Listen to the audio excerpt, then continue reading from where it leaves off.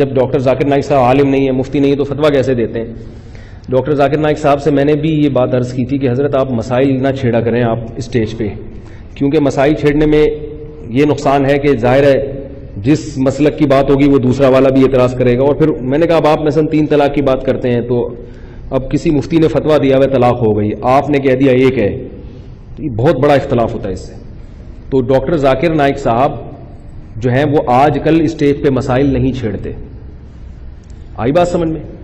تو انہوں نے بھی اس بات کو مانا کہ مجھے نہیں، واقعی ایسا نہیں کرنا چاہیے. اور ایک کسی اور عالم سے میں نے سنا کہ انہوں نے بتایا کہ ڈاکٹر ذاکر نائک صاحب نے کہا ہے کہ میں نے یہ کام، یہ میں نے براہ راست نہیں سنا ان سے، یہ کسی واسطے سے سنا ہے کہ انہوں نے یہ کام چھوڑ دیا ہے، اور وہ صراحتاً کہتے ہیں کہ میں مفتی نہیں ہوں. آئی بات سمجھ میں؟ اور انہوں نے کہا کہ ڈاکٹر ذاکر نائک صاحب نے یہ بھی کہا ہے کہ جس غلطی سے میں نے توبہ کر لی ہے تو لوگ معاف کرنے کے لیے تیار نہیں ہیں. یعنی لوگ پرانے ہی کلپ اٹھا کے مجھے آپ نے یہ کیوں کہا، آپ نہیں ہوں گے، میں نے وہ اس بات سے رجوع کر لیا، یعنی کہ میں زیادہ مسائل نہیں چھڑوں گا. البتہ وہ کہنا غیر مسلم جو سوال مجھ سے پوچھتا ہے اس کا مجھے جواب دینا پڑتا ہے. آئی بات سمجھ میں؟ اس کا جواب دینا پڑتا ہے. اور اتنی بات تو میں نے خود جناب ڈاکٹر ذاکر نائک صاحب سے براہ راست، ابھی جب میرے ملیشیا میں ان سے ملاقات ہوئی تو براہ راست سنی میں نے ان کے منہ سے اتنی بات. انہوں نے کہا کہ میں نے پیس ٹی وی پہ نماز کا طریقہ بھی بیان نہیں کیا. آئی بات سننے، کیونکہ اگر میں رفع الیدین والی نماز بتاؤں گا تو جو نہیں کرتے ان کو اعتراض ہوگا، رفع الیدین کے بغیر والی نماز لوگوں میں بتاؤں گا تو جو کرتے ہیں ان کو، یہ تو میں نے خود ان کے منہ سے سنا ہے. ابھی بہت سارے کانسیپٹ ان کے بارے میں الحمدللہ کلیئر ہوئے.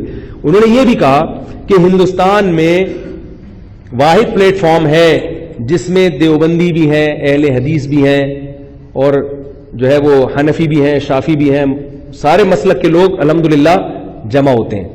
تو میں کسی مسلک کو بھی ہائی لائٹ نہیں کرنا چاہتا اور کسی قسم کی مسلک پرستی، بولو نا بھائی. انہوں نے یہ بھی کہا کہ جو پیس ٹی وی والا چینل ہے اس میں بھی مختلف مسلکوں کے لوگ آتے ہیں. پھر انہوں نے بتایا کہ مسئلہ یہ ہوا ہے کہ میں اگر ڈاکٹر اسرار احمد کو لے کر آیا تو بعض اہل حدیث، سب نہیں، جو ان کے انتہا پسند ہے ان کو اعتراض ہوا کہ یہ حنفی ہیں، ان کو کیوں لے کر آ رہے ہو. اور اگر کسی اہل حدیث کو لے کر آؤں گا تو جو حنفیوں میں ادھر کو پہنچے ہوئے انتہا، ان کو اعتراض ہو رہا ہے. تو ساری دنیا کو خوش کرنا ممکن نہیں ہے. انہوں نے بتایا کہ میں نے جو کتاب لکھی اس پہ 3 علماء کی تصویر، ایک مولانا طارق جمیل صاحب کی، ایک ڈاکٹر اسرار احمد کی، اور ایک شاید سید سلیمان ندوی رحمۃ اللہ علیہ کی. انہوں نے کہا یہ تینوں حنفی عالم ہیں. یہ تینوں کیا ہیں؟ حنفی عالم ہیں. اس پہ اعتراض ان لوگوں میں جو بالکل انتہا پہ پہنچے ہوئے تھے، انہوں نے کہا کہ آپ کیا ہو؟ حنفی ہو. تو انہوں نے کہا کہ ادھر حنفی والے مجھے کہتے ہیں کہ تم اہل حدیث ہو اور سلفی ہو، اور جو سلفیوں میں انتہا کو پہنچے ہوئے مجھے کیا کہتے ہیں؟ تم کیا ہو؟ حنفیوں کو خوش کرنے کے کام کر رہے ہو، تم کو حنفی ہو. اور کہہ رہے ہیں جو درمیان والے لوگ ہیں نا، معتدل، وہ سارے مجھ سے خوش ہیں، اور جو دونوں طرف انتہا میں گئے ہوئے ان میں کوئی بھی خوش نہیں ہے.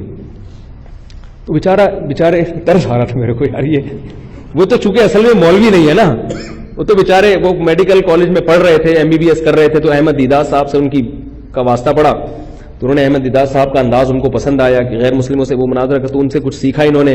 اس کے بعد یونیورسٹی ہی میں انہوں نے اس طرح سے مباحثہ، مناظرے وغیرہ شروع کر دیے، پھر اس طرف اسی کو اپنا اوڑھنا بچھوڑا بنا لیا. تو ان کو تو ان اختلافات کا پتہ نہیں ہے، نہ ان کی اس بارے میں تحقیق ہے. انہوں نے خود مجھے بتایا کہ طلاق ثلاثہ میں پہلے جو میری تحقیق تھی وہ کم درجے کی تھی، بعد میں نے مزید تحقیق کی تو مجھے پتہ چلا کہ وہ میری رائے میں بھی کچھ، یعنی ایسا نہیں ہے، وہ مسئلہ اتفاقی نہیں ہے، اس میں بھی دوسری رائے بھی ہے. تو انہوں نے خود بتایا کہ انسان جو ہے جیسے جیسے تحقیق کرتا ہے، تو یہ ان کی تواضع ہے کہ جو بات تھی انہوں نے اعتراف کر لیا. تو جو متشدد آدمی ہوتا ہے وہ کہتے ہیں نہیں، میں نے جو زبان سے بول دیا وہ وہی حرف آخر ہے، کائنات چینج ہو سکتی ہے، میں تبدیل نہیں ہو سکتا. تو یہ ان کا بڑا پن تھا. انہوں نے بتایا کہ بھی پہلے میری رائے طلاق ثلاث میں یہ تھی کہ ایک ہی ہوتی ہے، اب میری رائے میں تھوڑی سی لچک پیدا ہو گئی ہے، یہ اس میں اختلاف ہے، اور اس کو جو ہے نا دونوں رائے ہیں اس میں.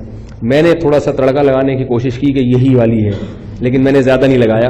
اس لیے نہیں لگایا کہ وہ یہ نہ سمجھیں کہ میں اس لیے ملاقات کرنے آیا ہوں کہ میں مسائل پر بحث کرنے کے لیے اور اپنا مدعا ثابت. میرا ان سے ملاقات کا مقصد صرف اللہ کی رضا تھی، اور وہ میرا خیال تھا 5 منٹ ملاقات کا ٹائم دیں گے، یہ ان کا ظرف ہے، انہوں نے 1.5 گھنٹہ دے دیا مجھے.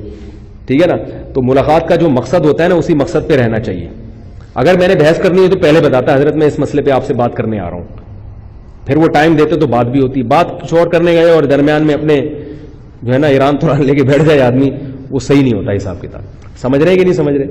تو یہ تھا, اس لیے وہ اب نہیں بتاتے زیادہ مسائل, اور اگر وہ بتا بھی دیں تو چھوڑ دو یار, آپ اپنے مفتیوں سے پوچھ لو جن پر آپ کو اعتماد ہو, ٹھیک ہے نا.